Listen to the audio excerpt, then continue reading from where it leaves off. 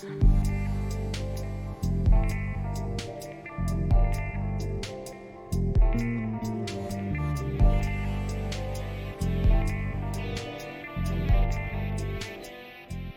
years ago, if you had told me that Tottenham Hotspur would one day be considered an elite English club on par with the likes of Arsenal and Manchester United, have the England captain within their ranks, and would have reached a Champions League final, I would have said, what on earth are you talking about? Mostly because I was too young and didn't follow football back then, but also because at the time Tottenham were not nearly the team that they are today. Fast forward to 2020 and Spurs have grown as a club, as a team and as a fan base, a growth that is reflected in its various supporters clubs across the world, including in my home nation of India. These past few weeks, they've been the subject of an Amazon documentary called All or Nothing, documenting an eventful 2019-20 season. Hi guys, and welcome back to the Red Mist podcast with me, Seshadri. And for today's episode discussing the series itself, I have a very special Spurs fan who joins me on the podcast today and who has been part of the incredible rise for a very, very long time. Mr. Alok Badri, Chairman of India Spurs. How are you doing today? I'm doing great, man. How are you doing? I am doing good. Been a very... I mean, I'll get to the first match week in a little bit. I wanted to start with that, but let's just start with the growth of Tottenham. Like I said at the intro, most of Tottenham's growth, I think, has been over the last decade as a club. And how has that coincided with the rise of Tottenham fan bases in India? How has India Spurs grown from being this single community to now having branches across cities and states in the country? First of all, thanks for inviting me on this beautiful podcast. And it gives a voice to so many Indian fans who can actually connect with each other and talk about football and the growth of football that is happening in India over the last few years. Talking about India Spurs, when I started supporting Tottenham back in 2008-9 season, there were not many Tottenham fans in India. I think we could count them on your single hand. Then somehow I came across this football or Facebook page called India Spurs somewhere around 2013-14, and I realized that there existed an official supporters club called India Spurs, which was founded by Mr. Suraj Sharma, who's based out of London. But he kept coming to India, and he realized one day that there were a few Tottenham fans who wanted to get together and do something. So he basically registered India Spurs back in 2012. I've been a part of India Spurs since 2014. In the beginning, since there were very few Tottenham fans all over the country, we decided that it was better to keep one pan-India supporters club so that everyone could speak to each other, everyone could be connected with each other.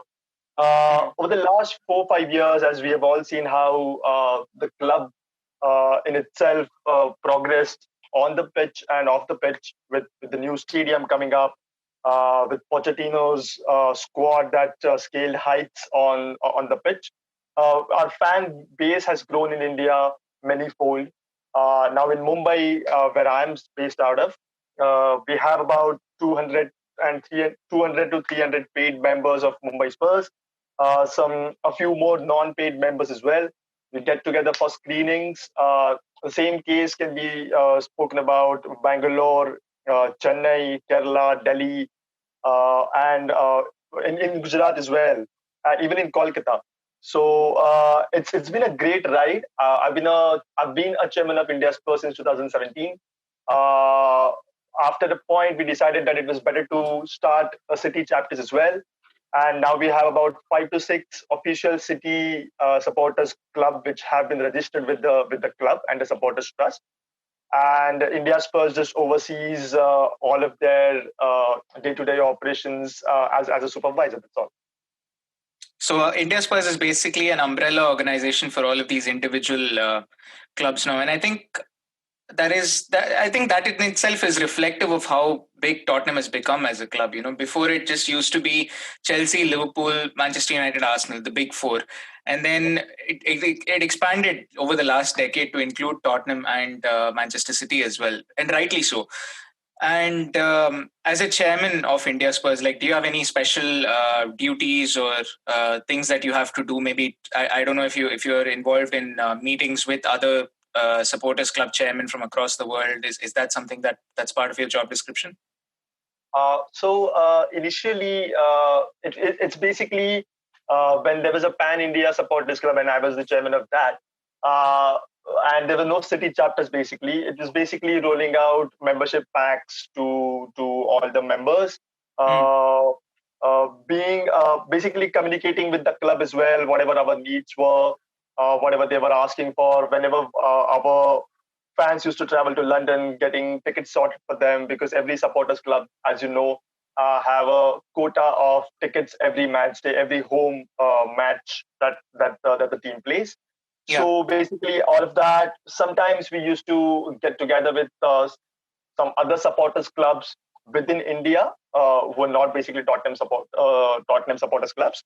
Mm. At the same time, trying to get one of the major things that we tried to do was basically try to get some of ex players or the legends of Tottenham to India, which hasn't been materialized till date. And with the COVID situation currently, I don't think it's going to happen anytime soon. But that's something that we have in our mind, where if we can get someone from Tottenham to actually come down to India, that will be a huge boost for the fan base here. Right. That is true. That is true. Absolutely. I think for Liverpool, we had John Arisa come in a few years ago, and that was big.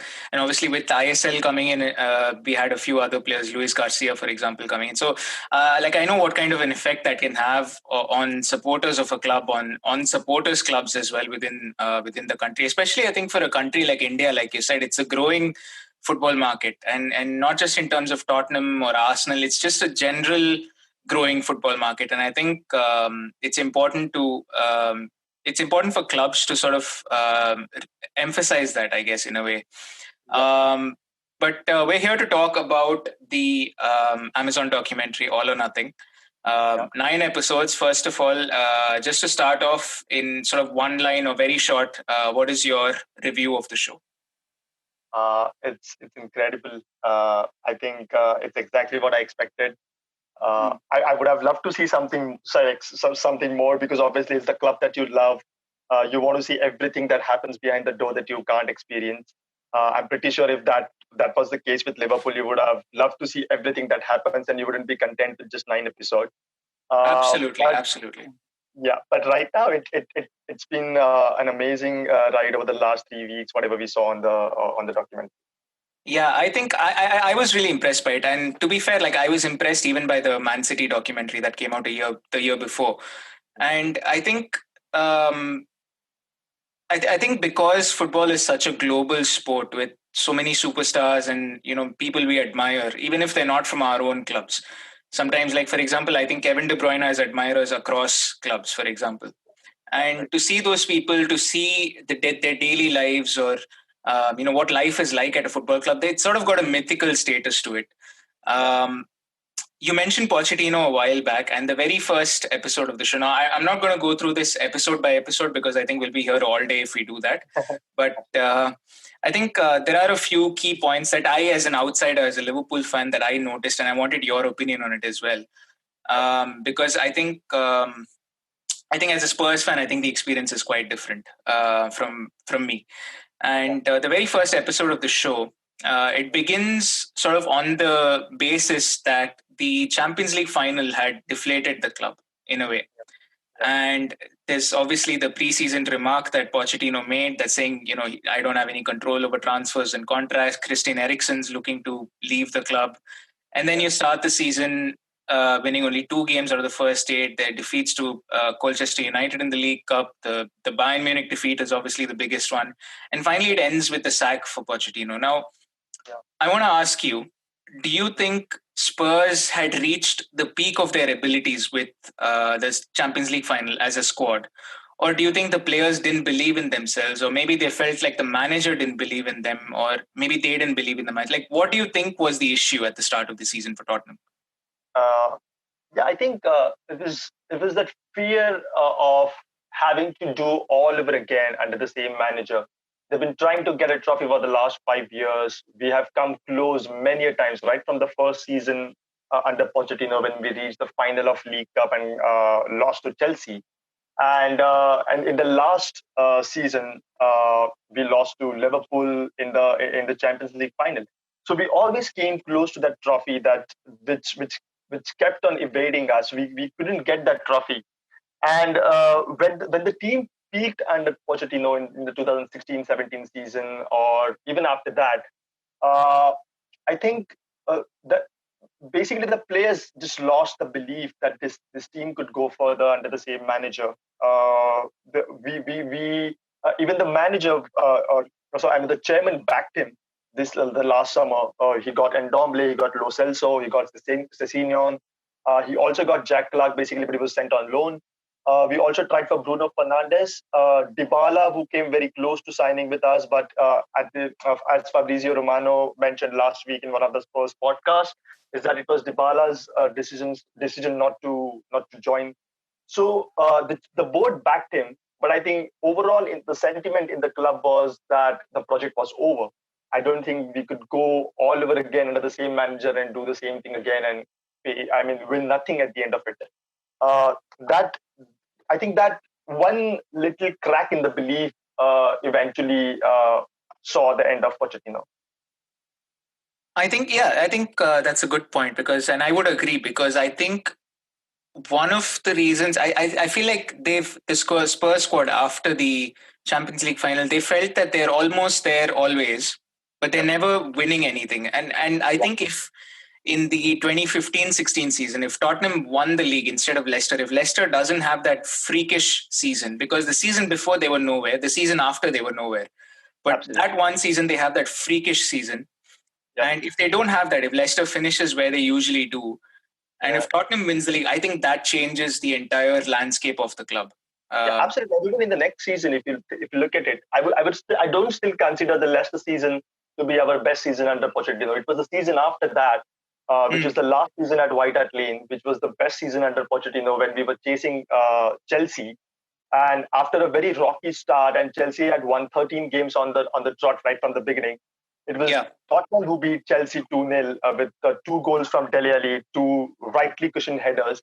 And among the last 13 games that Tottenham played, chasing Chelsea, we won 12 of them. And I think it was one loss, which was to West Ham, if I'm not wrong, or draw, which was to West Ham, if I'm not. I don't remember right now. But that entire season, we went unbeaten at home, and which was the last season at White Hart Lane. It was amazing, the kind of football that we played under Pochettino, with Dembele, Wanyama, Toby, and Vertonghen were like absolute rock solid at the back. Kane won the Golden Boot even that season. Eventually, he had 56 goals at the end of that year, if you remember, and he beat Messi that year. That was, I think, one of that was, I think, Kane's best season till date by far. Yeah, absolutely. So I think I still believe that season, if Chelsea hadn't had that initial run of 13 games, like 13 wins on the trot right from the beginning, Spurs had a very good chance of winning the league. I still believe Pochettino went wrong in only concentrating on the league. He could have probably concentrated on the FA Cup or League Cup, which probably gives you a boost. It gives you a belief that you can win things. And Spurs historically has been a cup squad, a cup club. We've won FA Cup and League Cup more times than, let's just say, the league. So Tottenham was at knockout tournament club historically. So it was really foolish, I might say, foolish on Pochettino's part to not concentrate on FA Cup or League Cup. But nevertheless, wherever we are today, it's because of Pochettino. If Mourinho thinks that he can join Tottenham today, it's because of Pochettino and whatever he did at the club. So I would forever be thankful to Pochettino for this. Absolutely. I think Pochettino's done a lot for Spurs, and I think without him, you're right. I mean, without him, there is no Mourinho. There is no Tottenham as a Big Six club. Let's just face the facts there. I think for me, as far as the documentary goes, the first episode I knew was going to be on Pochettino. It's just, I didn't think it was going to be that short. Like, I think it was only half an episode or something where Pochettino featured. Now, I've read a few things since where it was said that Pochettino wasn't particularly keen on the Amazon people there with their cameras and everything, whereas Mourinho was a little more open with it. So maybe that's why. But I think another reason why Pochettino was given only half an hour of that first episode was because I think the club wanted to give the fans a sense of, okay, Pochettino was there, he was respected, he's good, but now we're in a new era under Jose Mourinho, and I think this should be the focus of the club. Would you agree with that, or do you think Pochettino needed more airtime in that series? No, I think he got. I think the reason that you stated is one of the reasons. The second reason is towards the end, it looks like Pochettino had lost the dressing room. And it would have been really painful for any Spurs fan to see what was happening in the dressing room when towards the end. And it's better if you don't see what happened behind the door, behind those closed doors, because then we can just have that assumption whether it was really that bad or not.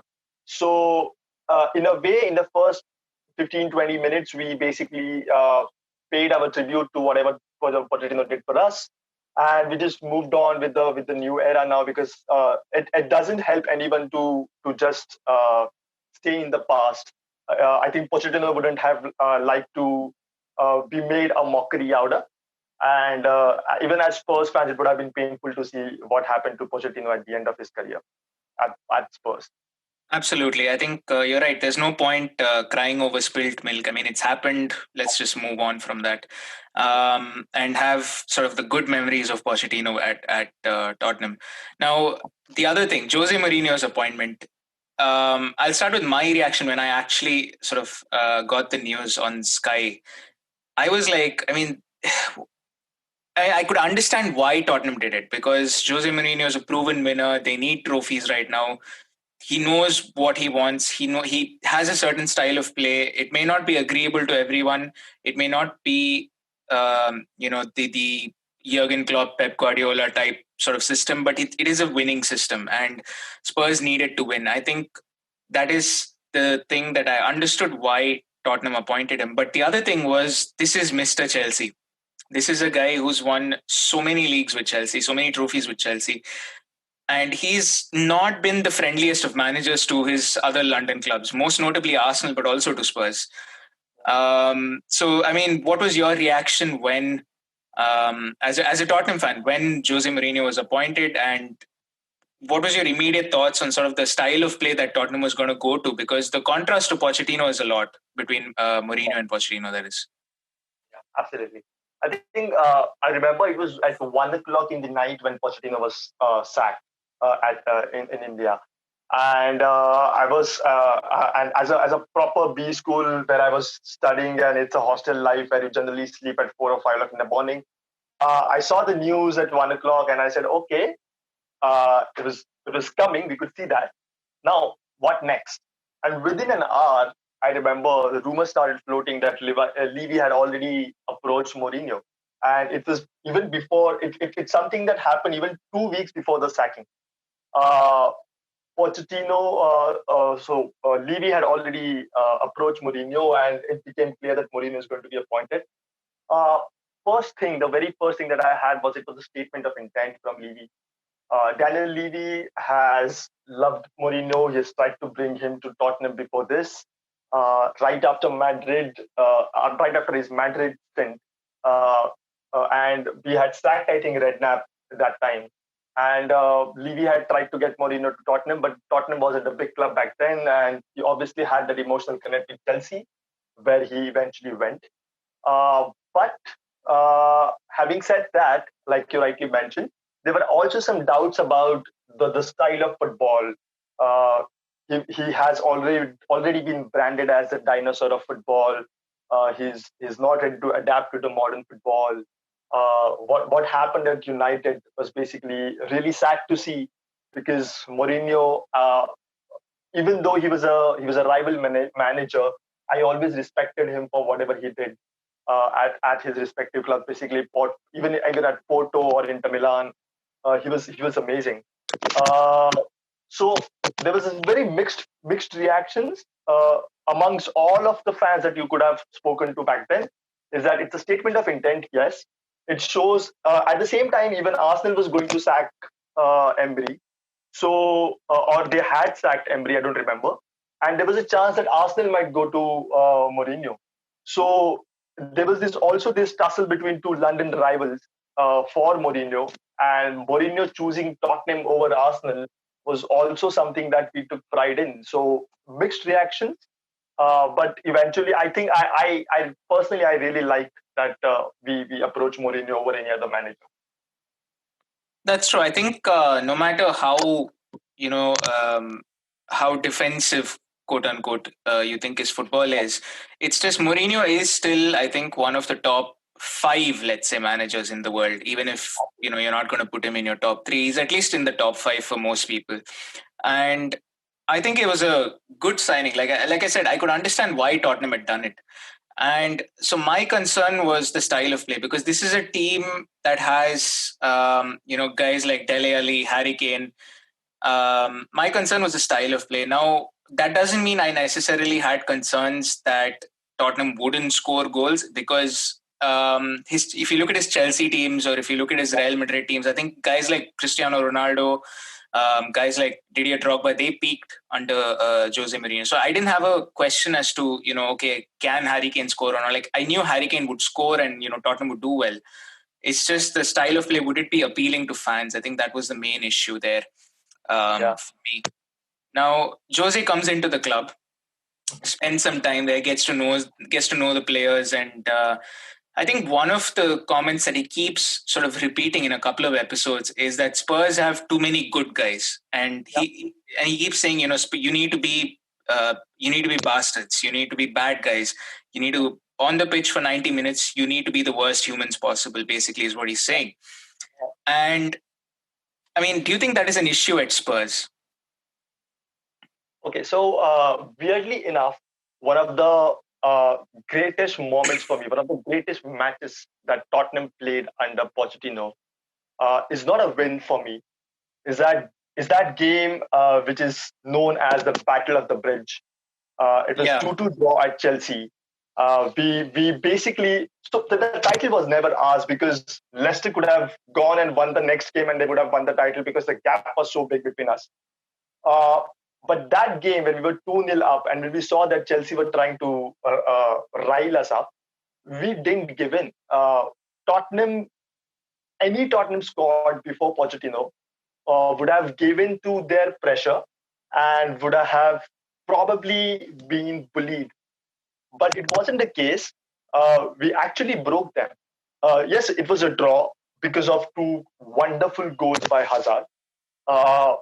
But the kind of passion that we saw on that day from our players against our fellow London rivals, that's what I think made what Tottenham was under Pochettino, because we could see the hunger, we could see the passion for the badge.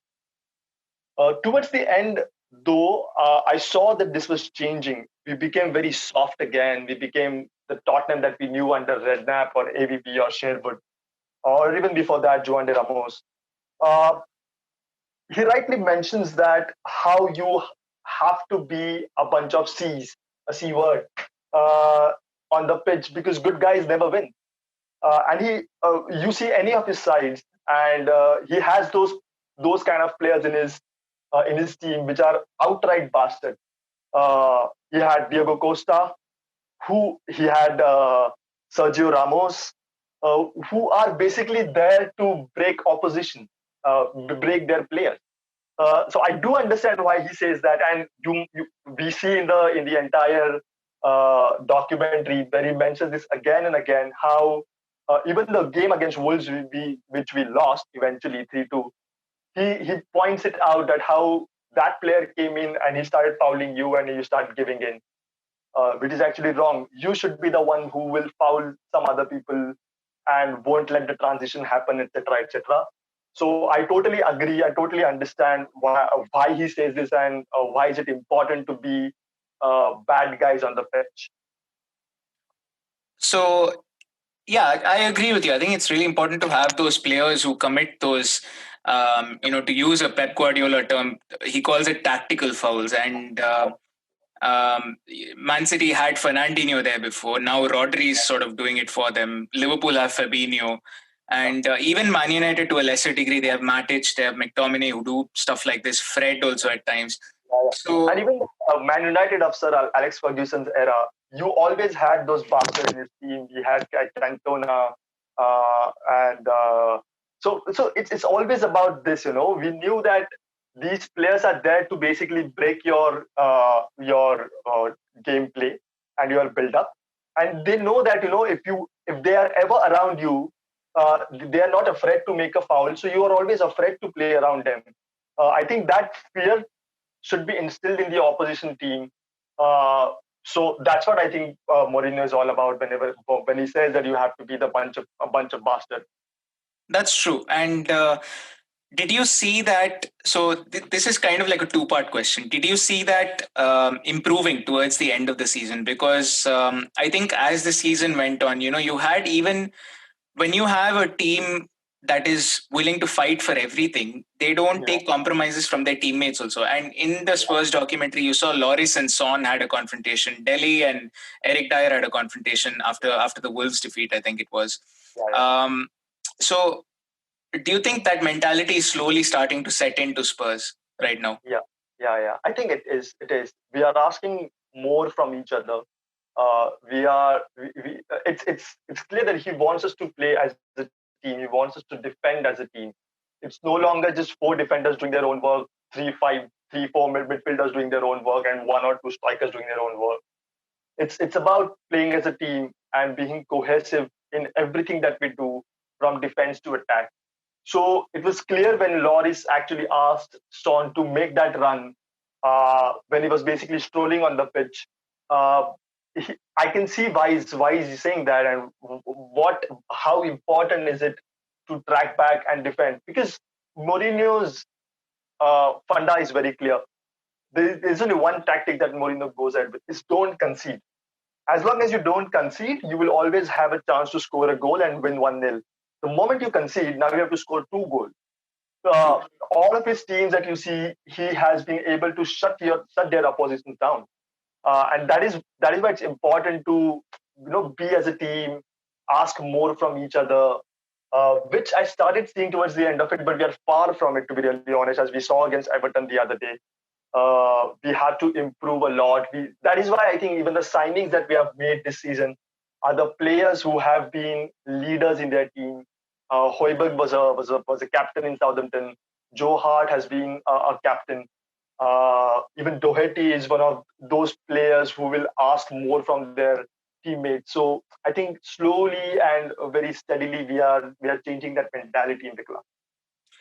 That's true. I mean, yeah, I was going to ask about Højbjerg, but it's a good thing that you brought him up yourself. That was going to be my second part of the question, because Højbjerg seems like a guy who, to use sort of a very colloquial footballing term, who will shithouse you, basically. Yeah. And so I think it's a good signing. Like when Spurs signed Højbjerg, people were like, he's an okay, like he's not a big name. But I think he brings more to the Spurs team than people realize. Yeah, absolutely. Because Kante wasn't a good big name before he signed for Leicester. True. Every player is not a big name before he starts being that big name. There are some players who are wonder kids, as we say in today's term, from the youth academy, and everyone has like high hopes from them. But there are some late bloomers who start playing well even after a point. So I think Højbjerg can be that player under Mourinho's guidance. He can be a great defensive midfielder. We all know that he has a potential. He's come from Bayern Munich. He's learned under Pep. Now will be under Mourinho, two of the greatest managers that we have seen in the last 2 decades. So I think we have a good player in our hands, and in a position where we don't have a player, and we haven't had a player since Wanyama got injured about 2-3 seasons back. So it's really, really important that Højbjerg plays well now, and he gives that a cushion for the defense to be really solid. That's true. Victor Wanyama, by the way, is like one of my favorite players that I've seen in the Premier League in a long while. Partly because I did used to live in Kenya, so I kind of like to see a Kenyan in the Premier League. So it was nice having him there. Yeah. Um, Funny enough, Wanyama scored one of the best goals yeah, of yeah, that we've seen in Premier League under Liverpool in a yeah. match which went down to be a very controversial match because of the penalties that were there around and everything. Yeah, So I remember that, and I think there were comments about diving from Pochettino, yeah, from Klopp. I think it was yeah, just yeah, it was chaos that much. yeah. The other thing about the documentary, and I want to bring up two specific instances as examples. Private conversations being part of the documentary. So Christian Eriksen's transfer and Danny Rose's confrontation. Do you think it was a good idea to have those two? And I want to elaborate a little bit on both of them. I think the Eriksen conversation was okay because Yeah. it's a transfer. People know that this is how things work, and there was nothing very sensitive about what was happening with Eriksen's transfer. Like there was no, he wasn't forcing a move out, or there was nothing sensitive, if you know what I mean. Like it Right. wasn't a controversy there. But Yeah. with Danny Rose, I think I don't know if that conversation should have been part of the documentary, because you can see in that conversation he has with Mourinho about not playing, he Yeah. throws people under the bus, Yeah. his own teammates, that is. So do you Yeah. think it was a good idea to have those two? Yeah, to be really honest, I didn't like that Rose bit was there in the documentary. Partly because Rose has been a fantastic servant for the last 12 years. The team that played so well under Pochettino, our fullbacks were the major part of that squad, Walker and Rose. Walker got the switch that he wanted. Rose wanted to make that switch as well because he's from the northern part and he wanted to move to Manchester United back then, but he couldn't.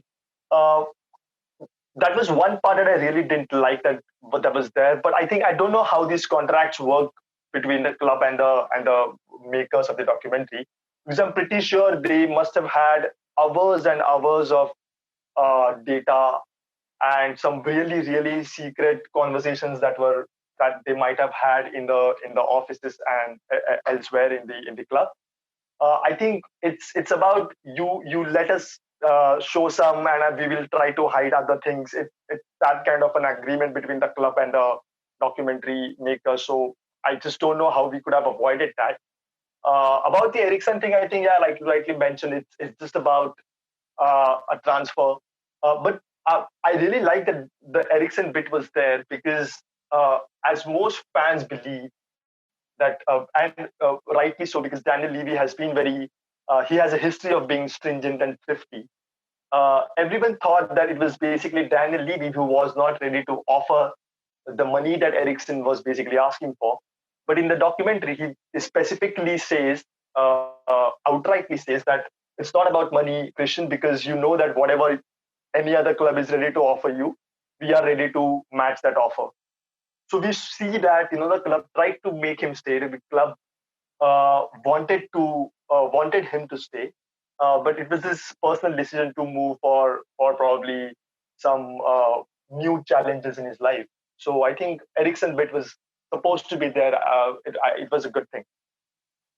Yeah, I think the Ericsson thing I was really impressed by, because now there's a perception, like you said, that Daniel Levy doesn't open up his purse strings for everyone. But in the last few years, if you look at Tottenham's team, he's given new contracts, and really sort of lucrative contracts to people like Harry Kane, Eric Lamela.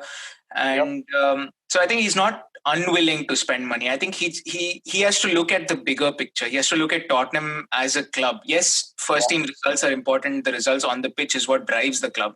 But he has to look at the sustainability of Tottenham Hotspur Football Club. And I think that goes beyond just the first 11. Yeah, absolutely.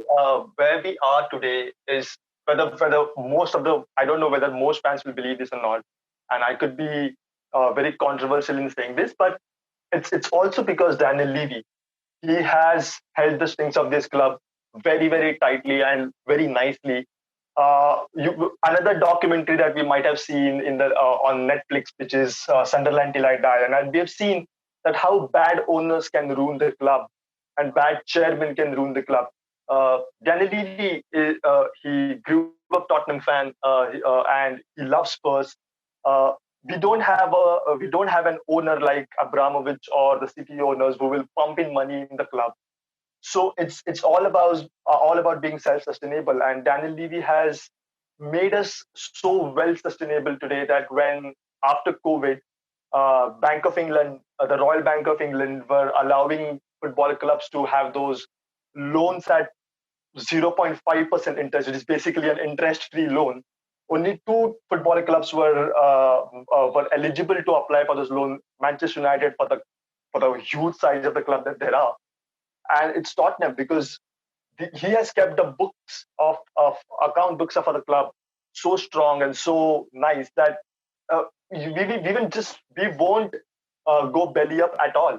Even with the stadium that is there, he has secured some amazing loan tenures and some amazing loan deals. Uh, so I think Daniel Levy is a major contributor to where Spurs are today, and I've been saying on Twitter over the last 24 hours, as you might have seen on Twitter, what's happening with two new signings for Tottenham. Uh, Tottenham uh, can be seen as a pre-Tottenham, a pre-stadium Tottenham, and a post-stadium Tottenham. The project for Pochettino was to deliver CL football in the new stadium and start reaping the benefit of the stadium. Uh, Sadly enough, he is not there anymore to reap the benefits. But the year we moved in, we started spending. We signed Ndombele, Lo Celso. We tried to sign Dybala. Even this year, Van de Beek, after signing for United, he mentioned that Bergwijn had basically messaged him to try and join Tottenham, but he had already made up his mind for United. So he was there for Van de Beek as well, and now we have gotten Region from under the under the nose of United, and Gareth Bale is also joining Tottenham pretty soon. So it's a statement of intent. It shows that the money is there, but we are not going to splash those money on that money on Wilsons and Josh Kings of the world. We'll wait for a good opportunity. Wait for a good player, and we'll move in for them. So I think Daniel Levy has been like a very shrewd businessman, and at least for the money side of it, he has to be the best chairman uh, in the league for sure. And I might say best chairman in the world, best football chairman in the world right now. Absolutely. I think I've personally never really had a problem with the way Daniel Levy has managed the club because Yeah. I think you have to, as a chairman of a club, you have to look at it long term. You have to look at it beyond just this one season. You have to look at it in, maybe have a 5-year plan or whatever. Like, I'm not a finance person, so I don't know what that's like. But I've never really had a problem with the way Levy does things. Now, so and it's a good point that you bring up the stadium because you don't have to look far to sort of see what building a new stadium can, how far that can restrict a club. And Arsenal only in the last couple of years have sort of gotten out of that. The fact that they built the Emirates Stadium, as impressive a stadium as it is, it took a lot out of them as a club. And Wenger also suffered quite a bit because of that. But so the other thing, and we're kind of reaching towards the end of this episode, but the other thing that I wanted to ask you was, this is just me as a fan just watching the documentary, right? So in Tottenham, the thing that I noticed, and I compare it to Liverpool because Liverpool's the team that I know best. Yeah. The thing that I noticed is Tottenham has a lot of leaders by example. Harry Kane, Jan Vertonghen, Toby Alderweireld, Hugo Lloris. All these guys are leaders, but they're all leaders by example. I don't know if any of them is a vocal leader. Do you think that that's something that's missing in Tottenham? Because I compare it to Liverpool, and Henderson is a leader by example for sure. But he's also a very vocal guy. Same thing with Virgil van Dijk. And the thing is, one thing that I do want to point out, I always say that for England, the Harry Kane, Jordan Henderson combination always works well as a captain, vice captain. Now, Kane has the armband and Henderson is vice captain. But even if it was the other way around, I think England as a captain, vice captain duo, I think that's the best duo you can find. Because here's one guy who leads by example and another guy who's vocal, who on the pitch who will who is not afraid to get on your back if you're not working hard enough. So I think as a combination, that's very important for England. But do you think that's lacking at Tottenham? Okay, so before this documentary, I always thought that Kane should be the one who should have the armband. That's also because I've never been a fan of goalkeeper being the captain. It's just psychological. I know anyone can be a leader on the pitch without actually having that armband, but it's really psychological when a person who has the armband can dictate the entire the gameplay. So I've always believed that an outfielder should be the captain of a team because the kind of command that he has over the team and the involvement that he has in the gameplay overall. Having said that, this documentary actually changed the perception about Lloris for me.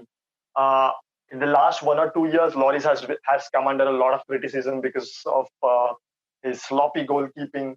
Even in the World Cup final, we saw even when they were winning, he allowed a very stupid goal to go in, and his mistakes have always been a part of his game. As every Tottenham player you must have seen, that's basically a lack of concentration, probably. Uh, but we saw a different Loris in the documentary where he was very vocal in the dressing room. Under Mourinho, he started being more demanding.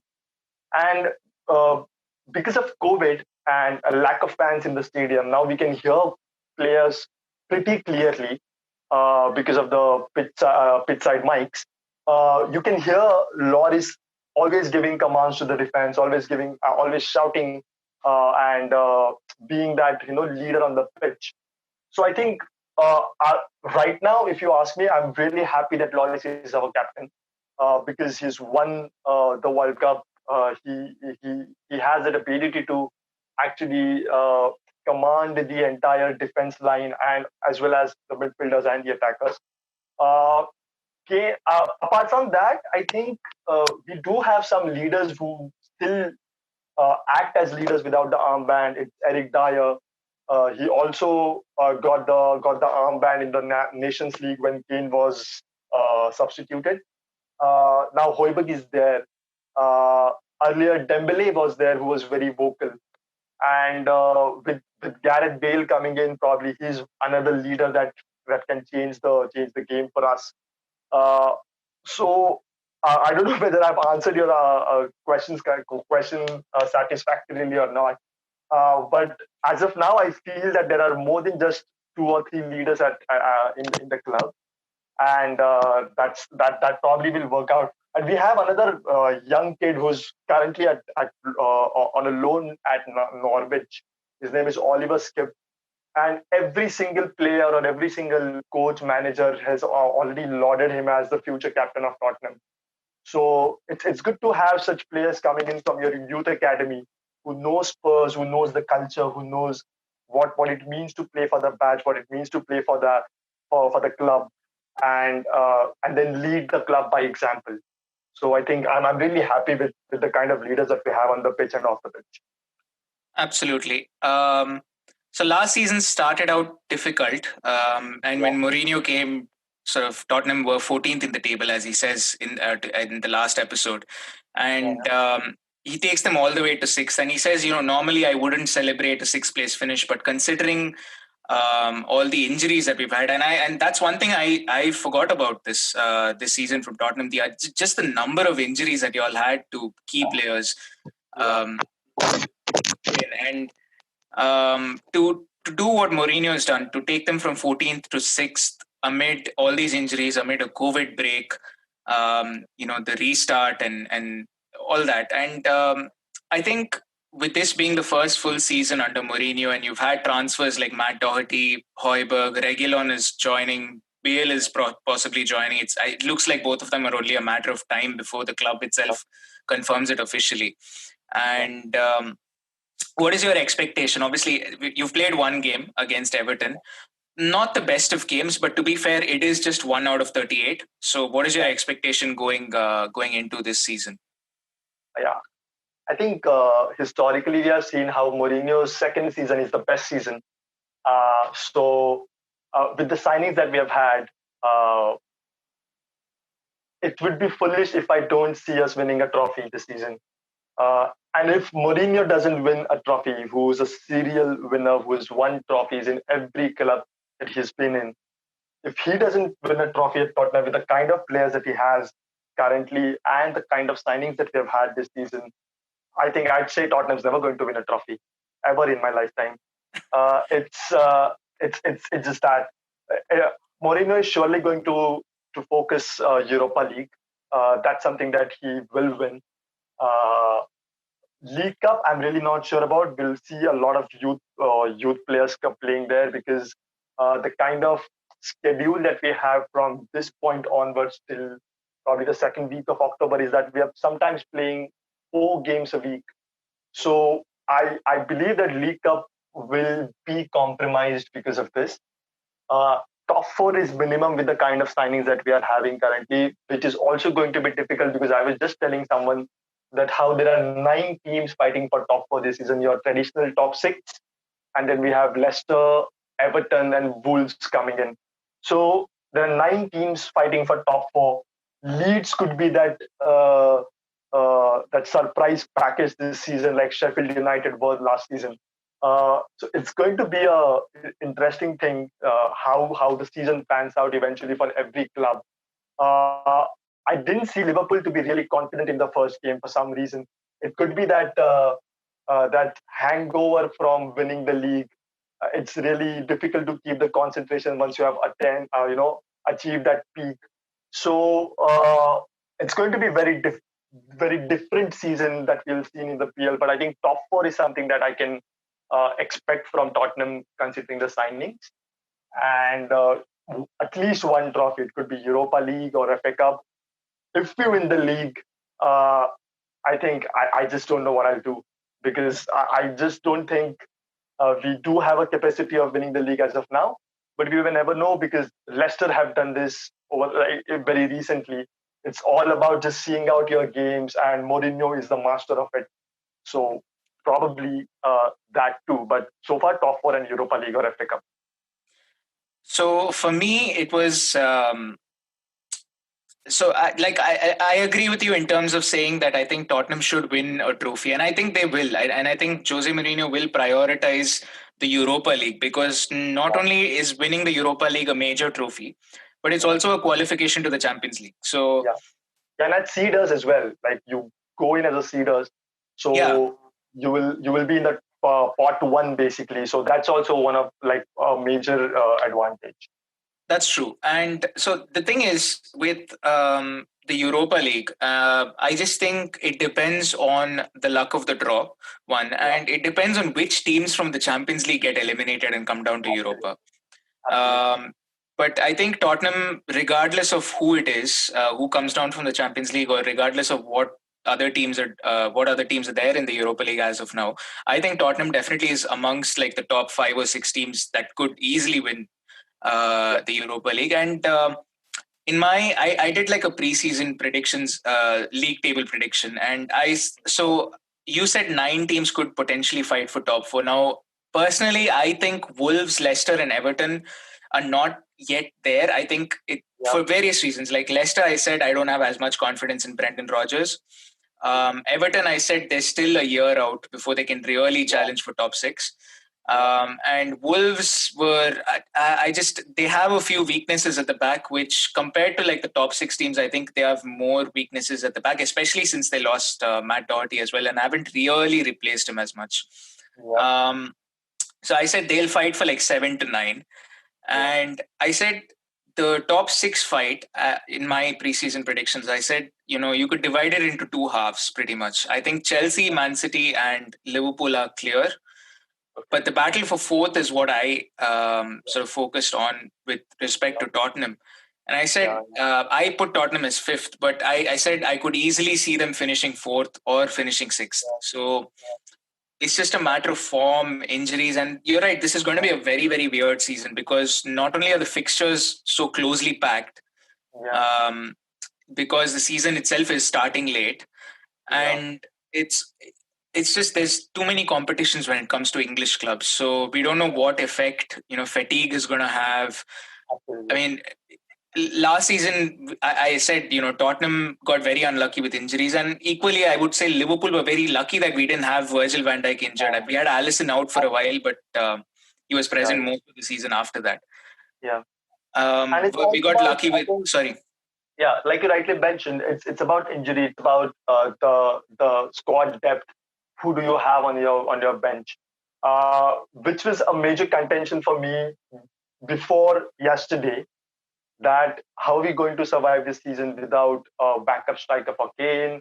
We don't have a good left back because Davis is not good going forward. That's why Mourinho has gone for the lopsided fullback tactic, basically, because Aurier and Doherty would make those runs and Davis will move into the LCB position. And it's looking very grim for me. But from this point onwards till 6th of October is when I think the transfer is when the transfer window closes. A lot is going to change, and only then probably we'll see how teams have strengthened in the top six and also out of the top six, and then look at how the season is going to pan out. But like you rightly mentioned, I did think that Liverpool and City are going to be first and second for sure. I had another podcast just before our Everton game the other day, but I also said that it's going to be Liverpool, City, Chelsea, and Tottenham in the top four. United might lose out because the kind of transfer season they've had is absolutely abysmal. And Arsenal, I just don't see them winning, like doing well, because the back line still looks very, very, very bad for me. Yeah, I had Arsenal sixth as well, because I said you either have very experienced defenders in the Premier League but who are very bad, like David Luiz and Mustafi, or you have very inexperienced defenders who may be good, like Saliba and Gabriel, for example. But yeah, I think it's going to be an interesting season, nevertheless. And is there anything else that I missed from the Amazon documentary that I think you found important as a Spurs fan? No, actually, it's how Mourinho as a person, as a coach, has that charisma to actually change everything in the club. It's something that I'm liking currently. I'm pretty sure Pochettino also must have been the same behind closed doors. But now we see how Mourinho actually cares for his club, for his players, how he jokes around with his players.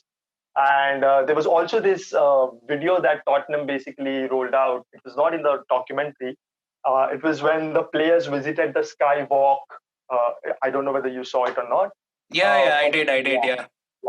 Even there, he was joking with the players all the time. So there's this general very happy mood in the club, which people don't expect when Mourinho is in the club. You always think that he is a very tight-assed person, and he just keeps the environment in the dressing room very grim.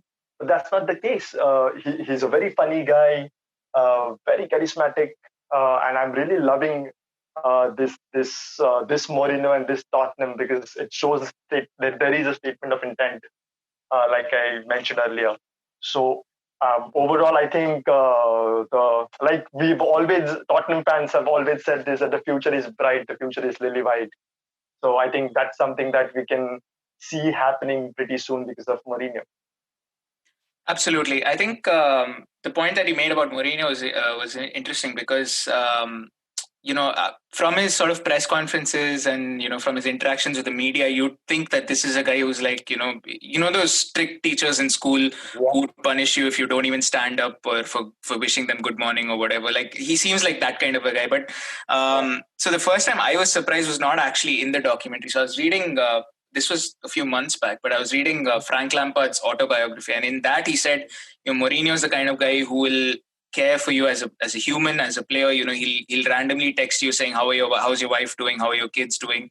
So I think that was when I read Frank Lampard's autobiography, and this was he'd written it when he was still a player, but that was when I was surprised by that aspect of Mourinho, because you don't expect that as a viewer from the outside. And I think that sort of brings us to the end of today's episode. It's been very fascinating to talk about this with a Spurs fan, because I think the experience is different when I talk to you as opposed to just my viewing experience. Because to some degree, I'm viewing it as an outsider, as a Liverpool fan, and I don't really have any attachment like you do to Tottenham, and my viewpoints may be considerably different from what you see. And I think that's what made for this podcast to be a fascinating one. But thank you so much for doing this. Thank you so much for inviting me, because I would always love to be a part of any podcast. We had our own podcast in India called Hotspur India Podcast running in 2016-17, but because of the paucity of time, we can't do that anymore. But I love to be a part of any football conversation that happens, and it's a pleasure, and it's a pride to represent India Spurs as a community to any football community on a global platform, where I believe that now the Spurs were